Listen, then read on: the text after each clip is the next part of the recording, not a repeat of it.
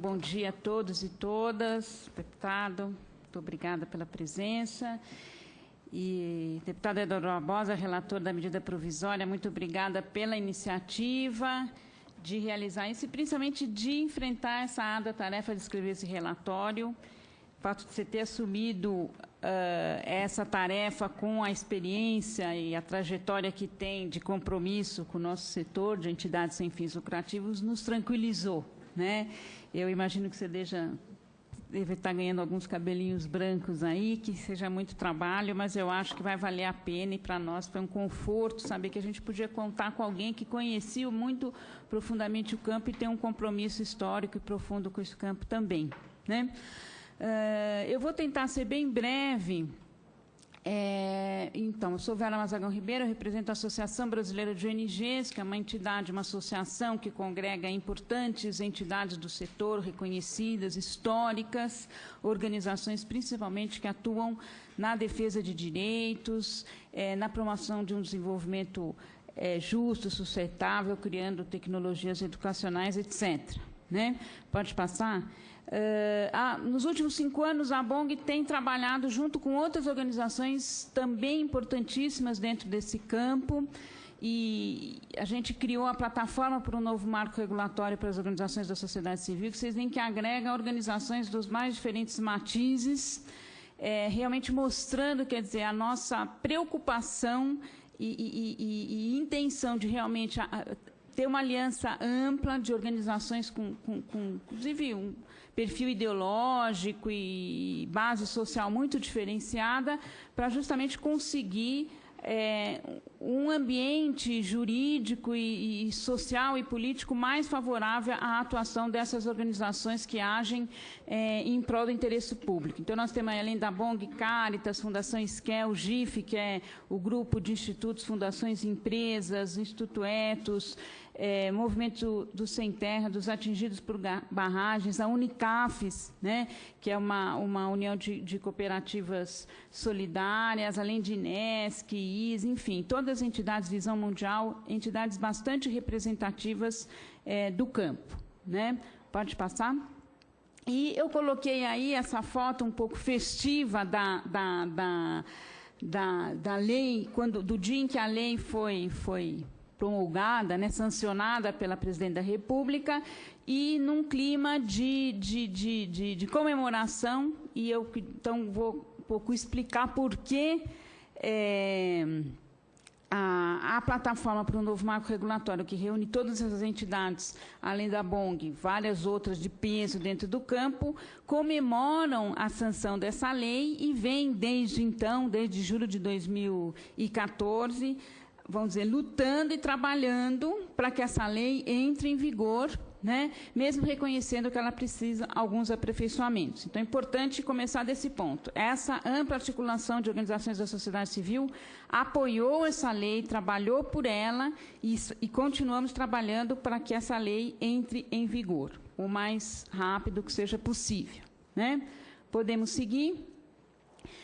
Alguns pontos, pessoal, de por que a plataforma considera essa lei tão importante, por que nós lutamos por ela, né? Primeiro, pelo fato de ser uma lei nacional. Quando a gente começou a negociar essa lei ainda no governo federal, há 4 anos atrás, a proposta do governo federal era fazer uma lei apenas válida para o nível federal. Foi quando a plataforma decidiu vir direto ao Congresso, dialogar com o Congresso para fazer essa lei nascer aqui do próprio Congresso com a força necessária para virar uma lei nacional, foi que a gente conseguiu, então, que ela tivesse essa abrangência mais ampla, que a gente considera fundamental, né? É uma lei também que veda o uso do convênio, ou seja, vai existir uma clara distinção entre o instrumento que serve para parcerias entre entes federados e outros instrumentos que servem especificamente para reger a relação entre entes federados, entre a administração pública e organizações da sociedade civil, né?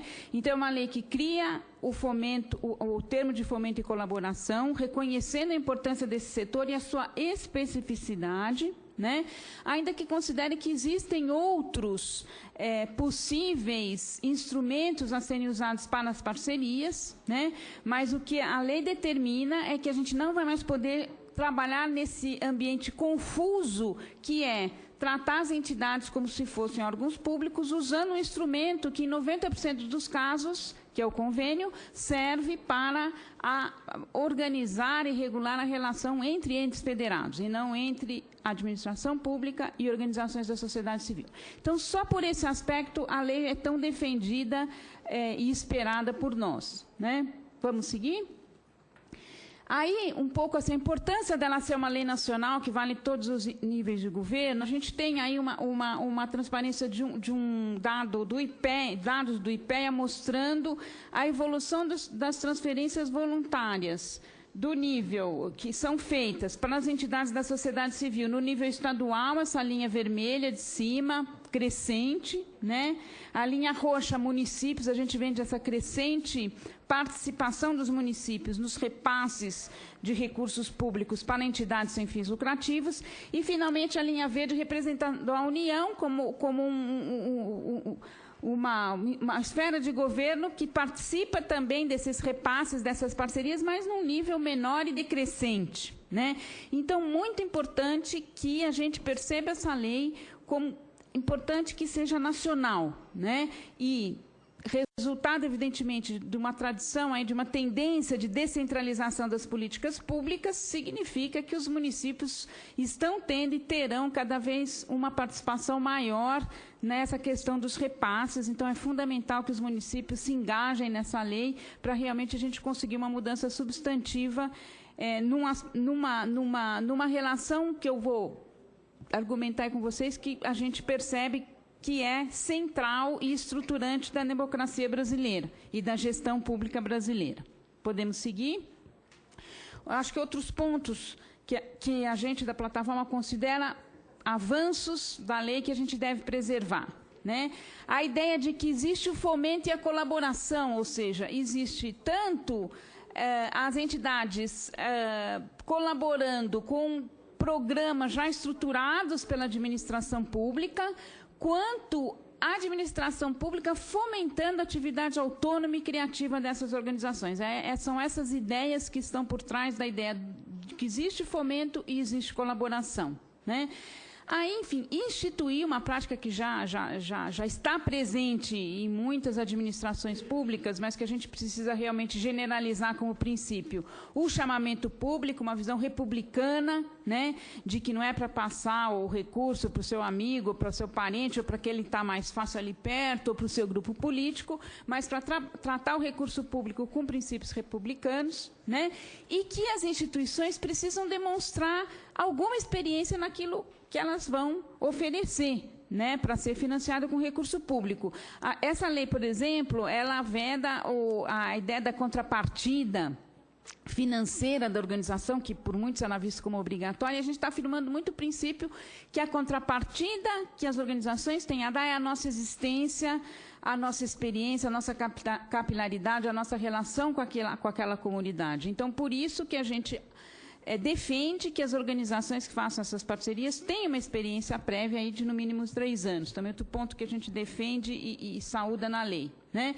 Eu acho que a lei fortalece uma cultura de planejamento e avaliação das entidades e da gestão pública, então ambos os lados têm a ganhar, no sentido da profissionalização, né? Estabelece regras de controle e transparência, reconhece e valoriza a profissionalização do setor sem fins lucrativos, não se trata de um trabalho feito mais ou menos por voluntários. Ele prevê simplificação para prestação de contas de repasses menores do que 600 mil, considerando aí as pequenas entidades, já dando mais agilidade e capilarizando mais a possibilidade de entidades menores acessarem os recursos públicos, né?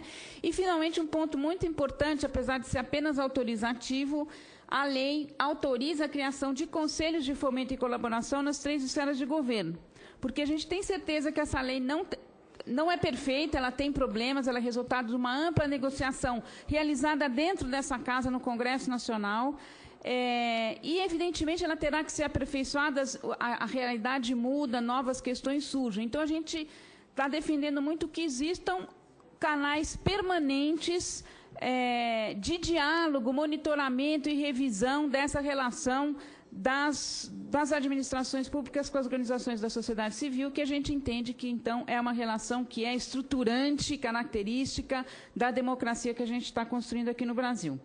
Pode passar? Bom, a gente reconhece que a lei tem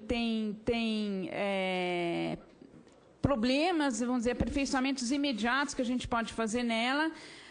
Então, apesar de, vamos dizer, contrariados com os sucessivos adiamentos que essa lei já sofreu, já está um segundo adiamento da entrada em vigor, que estava prevista para 3 meses após, e já estamos aí há 1 ano e meio, né, de sanção da lei.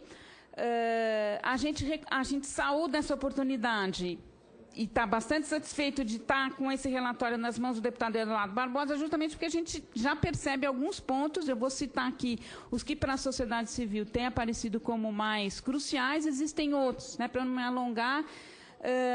O artigo 37, eu acho que que, inclusive, a gente identifica um aspecto de inconstitucionalidade, porque ele trata de forma desigual, né, colocando um peso sobre o gestor da entidade sem fins lucrativos muito maior do que qualquer outro ente que se relaciona com o governo, privado ou público teria, né, que é a responsabilidade solidária por qualquer problema, eventualmente, sem devido processo legal, quer dizer, o rompimento da figura jurídica sem nenhum indício de dolo, que é uma coisa que fere, de fato, os princípios do nosso direito, da nossa Constituição. Né?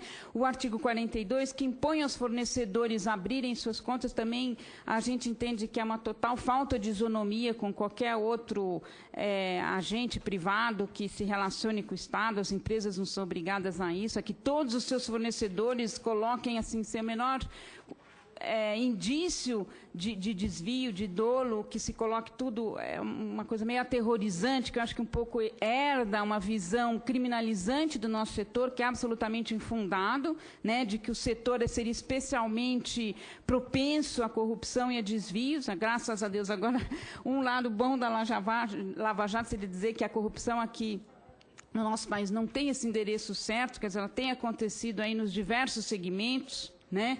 E é principalmente uma construção de uma cultura republicana e transparente que vai combatê-la, né? A inclusão das cooperativas solidárias e organizações religiosas, faltou ali, a gente são aperfeiçoamentos que dá uma visão mais clara de quem é o setor, né?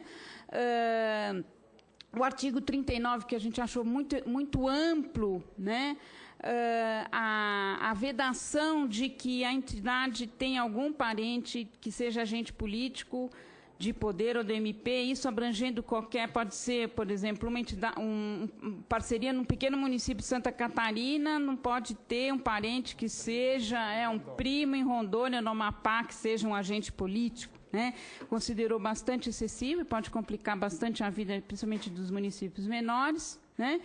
E um prazo de prescrição que a gente considera bastante importante, sugerimos 5 anos, especialmente nos casos em que não são apreciadas as contas. A gente sabe que tem ministérios hoje com estoque de 20 anos de prestações de contas não apreciadas, e a gente não pode submeter as entidades a uma insegurança nesse nível de daqui a 15 anos, daqui a 10 anos, serem cobradas por coisas que elas nem conseguem provar mais, que não têm mais as condições de provar a sua inocência. Então, a gente, inclusive, tomou o exemplo de outros casos onde a prescrição existe, inclusive uma lei tramitando aqui nessa casa, que trata da prescrição de eventuais problemas do fundo partidário, quando ele não é apreciado pela Justiça, né? Já estou terminando, rapidinho. E vamos um último que eu gostaria pode passar, por favor? Que, para nós, implementar essa Lei 13.019 é para fortalecer a democracia brasileira e aperfeiçoar a gestão pública, né? Então, criar espaços de diálogo para monitorar a implementação da lei, criar novas leis que favoreçam o desenvolvimento da esfera pública estatal e não estatal, e aí eu falei dos conselhos de fomento que a lei prevê, e também de frentes parlamentares que nós temos nessa casa que tratam desse assunto para manter esse diálogo constante também aqui com o Legislativo e o nosso setor. Não abrir mão da abrangência da lei, no que se refere ao reconhecimento do setor na sua diversidade. Então, assim, a gente considera que todo setor tem que ser abrangido pela lei, reconhecendo a sua diversidade, uma diversidade própria deputado Eduardo percebeu que é evidente que há uma especificidade quando se trata de um serviço continuado, regido por um sistema único, como o caso da saúde e da assistência, de projetos mais pontuais. Então, a gente reconhece isso, acho que a lei tem que acolher essa diversidade, mas que todo o setor tem que estar na lei, que essa é uma grande conquista que a gente não deveria abrir mão, né? Eu acho que a gente tem que fortalecer o poder local e a colaboração, mas sempre baseada nesse princípio da participação social, que está na nossa Constituição, né?